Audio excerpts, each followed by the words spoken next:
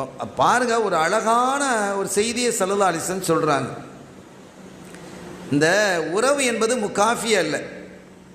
முகாஃபி அப்படின்னு சொன்னால் அதுக்கு இது இதுக்கு அது, இந்த பகரம், அதுக்கு இது இதுக்கு அது. அந்த ஸல்லல்லாஹு அலைஹி வஸல்லம் வார்த்தையை நாம் நம்முடைய தமிழில் நம்முடைய ஸ்டைலில் சொல்வதாக இருந்தால், உறவு என்பது பிஸ்னஸ் அல்ல, வியாபாரம் அல்ல அப்படிங்கிறாங்க. இப்போ ஒரு பொருளை நீங்கள் கொடுத்தீங்கன்னு வைங்க, பணம் கொடுத்தீங்க, ஒரு பொருளை வாங்குறதுக்கு நீங்கள் பணம் கொடுத்தீங்க. இந்த பொருள் எவ்வளவு? 1000 ரூபா. இந்தாங்க 1000 ரூபா, இந்த பொருள் 1000 ரூபா கொடுத்தீங்க, 1000 ரூபாய்க்கான பொருள் கொடுத்தாச்சு. இது பகரம், முகாஃபி. ஒன்றை கொடுத்து ஒன்றை பெறுவது, இப்படி அல்ல உறவுங்கிறாங்க. என்ன சொல்ல வர்றாங்க தெரியுமா?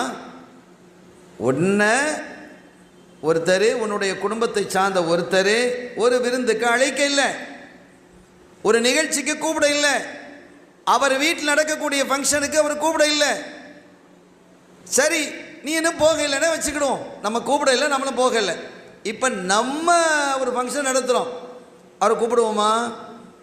அவர் எங்களை கூப்பிட்டாரா? அவர் எங்களை கூப்பிட்டாரா? என் மனைவியை கூப்பிட்டாரா? என் பிள்ளையை கூப்பிட்டாரா? அதனால நான் அவரை கூப்பிட மாட்டேன். இது தப்புங்கிறாங்க ஸல்லல்லாஹு அலைஹி வஸல்லம். வியாபாரம் அல்ல. அவர் கூப்பிட்டால் நான் கூப்பிடுவேன், அவர் கூப்பிடவில்லை என்றால் நான் கூப்பிட மாட்டேன். இது கொடுத்தால் கிடைக்கும், கொடுக்கவில்லைன்னா கிடைக்காது என்பது வியாபாரம். அப்படிப்பட்டது அல்ல உறவு. ஸல்லல்லாஹு அலைஹி வஸல்லம் ஒரு சொல்றாங்க, ஒரு சஹாபி வந்து சொல்றாங்க, யா ரசூலல்லாஹ், என்னுடைய உறவினர் ஒருவர், அவர் என்ன செய்கிறாரு, அவர் என்னோட எப்போதும் தகராறு பண்ணுறாரு, நான் சகிச்சு தான் போகிறேன்.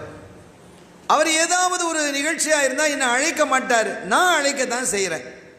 ஸல்லல்லாஹு சொன்னாங்க, நீ இப்படி தான் நடக்கணும், நீ இப்படி தான் நட.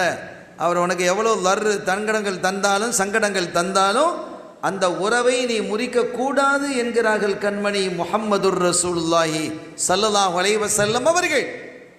அப்போ குடும்பம் பலமான வலுவான குடும்பமாக இருந்ததான் நலமான சமூகம் உருவாக முடியும்.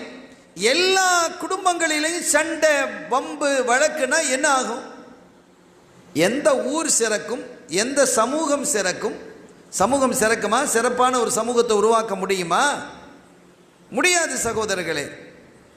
எல்லா இடத்துலையும் எல்லா குடும்பங்களையும் இப்போ நிறைய அந்த தாராளமான மனசு என்பதோ விட்டு கொடுக்கக்கூடிய மனப்பக்குவம் என்பதோ மிகவும் மிகவும் குறைந்து போய்விட்டது.